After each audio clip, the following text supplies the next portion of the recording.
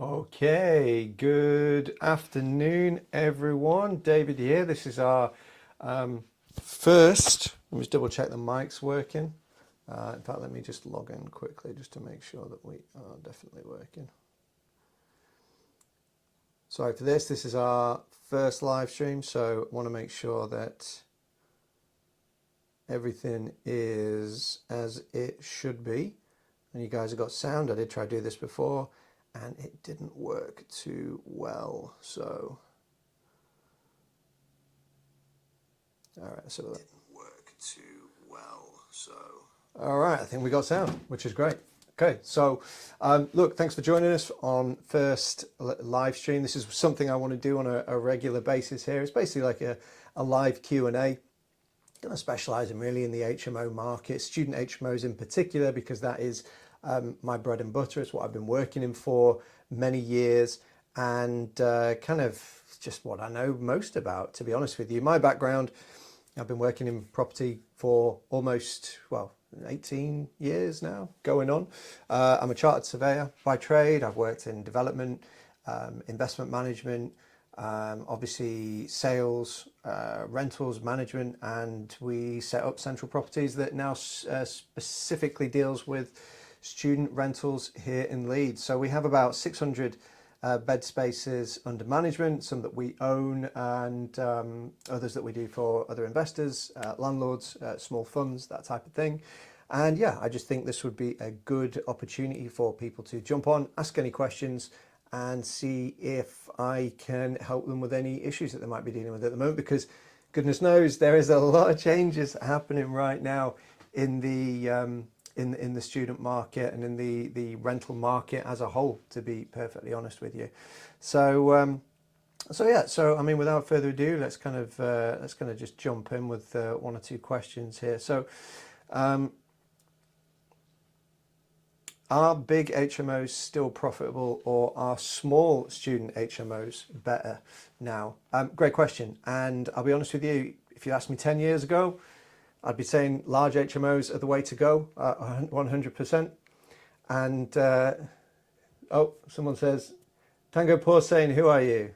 My name's David. I run Central Properties in Leeds. We're a student-focused lettings business here in the city. We've been around for many years. We have about 600 bed spaces under management, and yeah, we kind of it's our niche. We kind of know it. I've been working in it for many years, and yeah, I just think it'd be a good idea to kind of jump on, run a kind of weekly, maybe even daily, to be honest with you, clinic for any landlords who have any questions right now, and anyone who yeah, has any issues really. So the question I was just answering there was, are bigger HMOs still profitable, or are smaller student HMOs better now? And honestly, I completely understand why everyone would want to jump in and buy a large student HMO. I mean, they 8, 9, 10 bedroom student houses, they can generate a lot of revenue, and they have done for many landlords for many years. However, we are definitely seeing a trend now with the students wanting to live with fewer people, so in smaller groups. Now, that said, we have assets under management now that's still 8-bedroom houses that rent very well, but there's only one way, well, there's two ways really, that you can rent these larger HMOs now, and that's really to offer a incredibly high value product. Okay, students are very discerning. They do have affordability issues, which we'll get onto in a minute, but yeah, I mean, really, if you were looking to rent the larger HMOs, then you have to have an excellent product there. You have to have spent a lot of money on a refurbishment. We're talking excellent kitchens, en suites in many cases, but the flip side of that is that you can charge a lot of rent. Now, something to be aware of if you are renting the larger HMOs is that obviously you have a very small window to do so. We are seeing fewer and fewer groups wanting to live with that many people. So if you miss that window, which technically in the student kind of letting season is going to be from October through till about December, then if you miss that window, it's going to be very hard to find another group of students that are going to move in after Christmas. At that point, you're probably going to have to start filling the rooms up individually. The other way to obviously rent the larger HMOs is to go down the affordability route. So you want to make it the number one choice for groups who have affordability issues. It's not cheap being a student these days. Tuition fees are at record highs. Their student finance payments haven't really kept up with inflation. And so everybody is feeling the pinch, and students in particular are certainly feeling the pinch. So another way to get these houses rented faster is to position them as the number one choice from an affordability point of view. So look where all the competitors are and offer maybe a 15, 10-15% deduction in the rent compared to what they're saying. But yeah, I mean, look, they're definitely still profitable if you have the right product. That said, as I say, we are seeing a trend now for the smaller units. So that's something, if I'm looking to get into the market now, I'd probably be looking at maybe your 4 beds, 5 beds, have at least 2 bathrooms. That's something that we're seeing in the student market now. I would also be looking at some of these larger properties now with landlords who are tired, they're kind of over the hill a little bit. They don't want to spend £100,000 kind of renovating a house. I'd be looking at these as a target buy, and then looking to reconfigure them and split them down into smaller units, 1 or 2 beds. They're renting very well at the moment, and I can see that's definitely a trend that's going to be moving forward over the next few years or so. So yeah, look, I mean, it all depends case by case, but generally speaking, they can be profitable, but you are kind of putting yourself at higher risk, I think, of potential void periods down the line with the larger HMOs, and obviously the smaller ones, you don't have quite as much risk in that respect. What have we got here? What do I do all the time? So again, we are a student-focused property management company. We're based in Leeds in West Yorkshire, and we have about 600 bed spaces under management, over a few hundred properties. We buy, we develop, and we rent out stuff ourselves, and we also act for landlords and investors who have properties here in Leeds, really. So that is our bread and butter. So what other questions have we got here? Should landlords convert student HMOs into professional HMOs?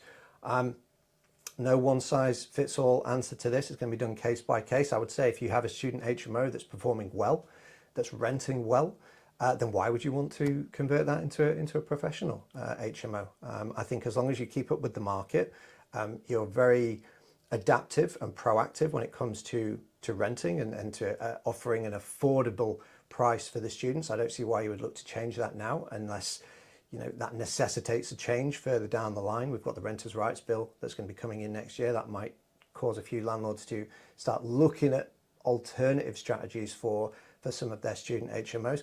But no, I wouldn't say that you would be looking to convert a student to professional automatically.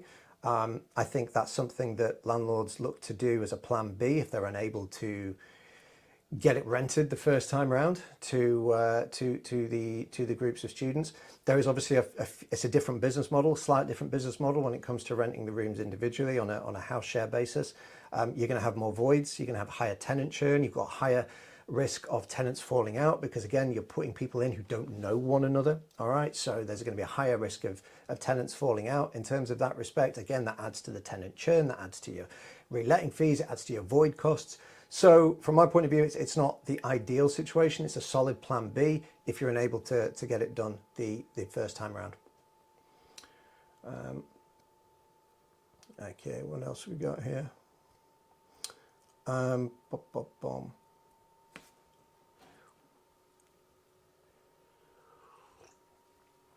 Okay, what refurbishment upgrades give the best return on investment in HMOs? That's a solid question. It's a fair question. And I think it goes really across the board. I don't think HMOs are going to be unique to this really, but I think you need high quality communal areas. So you want to be putting emphasis and putting capital into making sure the kitchens are of a high standard. It's where most people are going to hang out, specifically when you're dealing with groups of students. All right, it's the social area, it's the communal area. So you want to make sure that there's enough cupboard space. You want to make sure they're big, open plan. In many cases, that performs very well. I think you want to be looking at the bathrooms and making sure that they are at a really high level as well. Nothing worse than a grimy student bathroom, especially when you're trying to show them and relet them for the next year. And yeah, I think landscaping is another big one as well. So landscaping, again, curb appeal. Again, it's the same if you're buying a house, if you're selling a house, if you want to live in a house yourself. first impressions count, and curb appeal is going to be one of them. So that's making sure that, you know, the landscaping is done. You've got regular gardening services, making sure there's no weeds, no overgrown bushes or trees, anything like that. Security, also a big one. You want to make sure you have a good solid kind of main entrance doors with high level security locks. You want external lighting, because again, security is a big factor for student renters these days, and also for their parents as well. You know, students you know, are statistically at a higher risk of getting burgled, so you want to make that as unattractive as possible for potential tow rags to come in and do that. But yeah, I mean, again, that goes across the board: landscaping, curb appeal, kitchens, bathrooms. You want to make sure that they are up to the market tone in order to get the best type of tenants in there for your student house. Okay. What else have we got here? Is Leeds still attractive versus other student cities for investment right now? Obviously, we're based in Leeds. I'm going to be slightly biased here, but yeah, Leeds is incredibly attractive compared to a lot of other towns and cities. And I think one of the big reasons for that is just how many students are living in Leeds. I think there's 72,000 students across Leeds, and that's split across your Leeds University, Leeds Beckett University, you've got Trinity University up in Horsforth, and you've got like the Leeds College of Art. And again, that equates to 70 odd thousand students. So yeah, obviously there's a lot of demand for off-street HMO accommodation when it comes to student lets. There has been a big growth in the purpose-built student market, obviously because of that student demand and that student population here in Leeds. But generally speaking, they tend to offer a different type of product than what you or I would.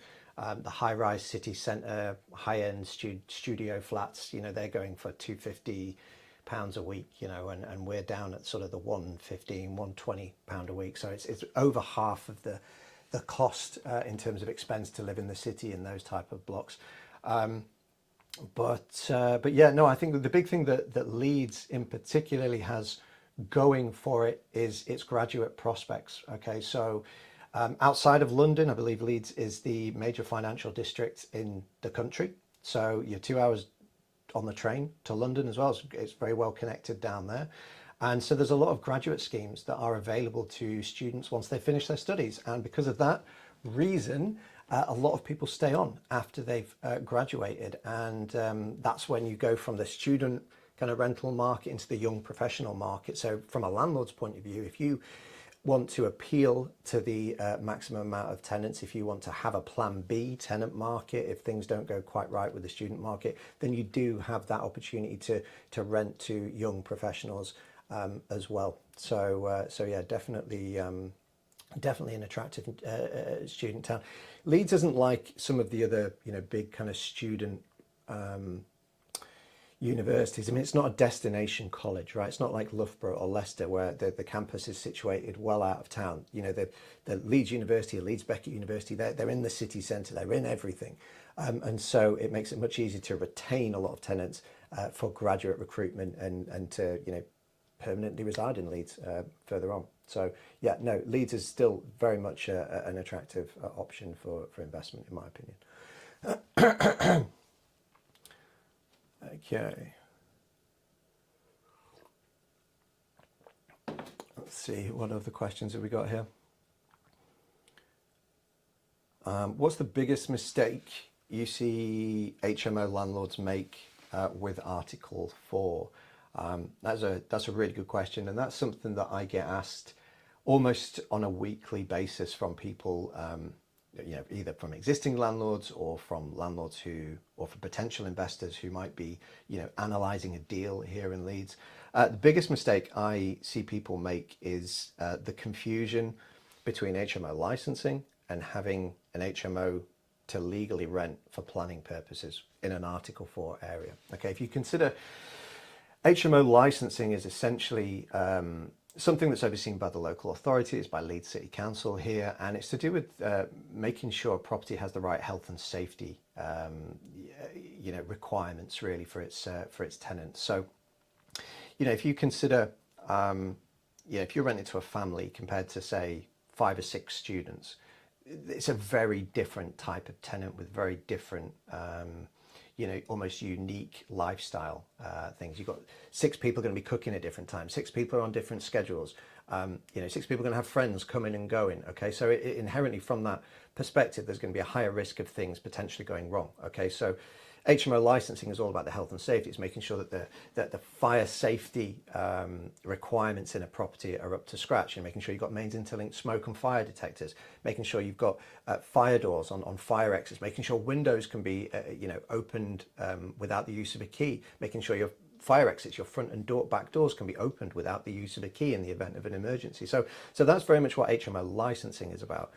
Article 4 is very different, and that's really to do with the planning permission of a property. Now, in areas that have Article 4 put in them, like Leeds has had an Article 4 directive came in 2012 by the local authority. This is part of the Town and Country Planning Act, and they do so to stop landlords being able to essentially buy up family houses and converting them into HMOs. Because if you think about it, the type of tenant that lives in an HMO is not going to be there long term. Okay, they're very transient type of tenants. They're either there for their studies or they're there for a year or two after, and then they move on. Whereas you have certain families who might have lived in the area for generations, and they have been struggling to buy a house in that area because they're all getting bought up by landlords. So Article 4 has come in to stop family houses essentially in Leeds. Anyway, there's different reasons for Article 4 all over, but in Leeds, it was essentially brought in to stop a lot of the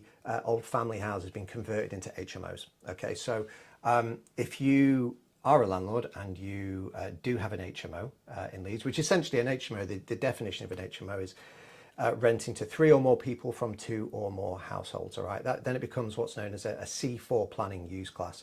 So if you are a landlord that has an HMO in an Article 4 area, my advice is sooner rather than later to apply and obtain a certificate of lawful use from the planning authority, really, because that way, you protected your investment, you protected the value. If you ever want to refinance or sell in the future, we're seeing a lot more lenders now insist on having a certificate of lawful use in place before they agree to lend on that property. And really the way that you do that, you have to prove existing use. So you have to prove 10 years minimum of existing use. So you have to show, let's say we're submitting in 2025, we'd have to go back to 2015 and show that the property had been continually renting as an HMO throughout that time.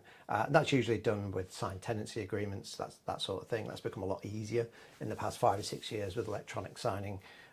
But yeah, so the biggest mistake I see landlords make is conflating the two. Recently I was speaking to a landlord. He just bought a property at auction that had an HMO license in place, and so automatically thought he could rent it as an HMO, and it turns out that he wasn't able to, because it didn't have the 10 years worth of HMO use enabled to do that. So he's in a bit of a predicament at the minute that I'm trying to help him with. But yeah, if you're looking at an HMO, if you're looking at a deal, you really want to make sure you have a certificate of lawful use in place before pulling the trigger and buying it. Otherwise, you could be overpaying for an asset, really, because there is an inherent value premium attached to HMOs in an Article 4 area. Okay. What other questions have we got here?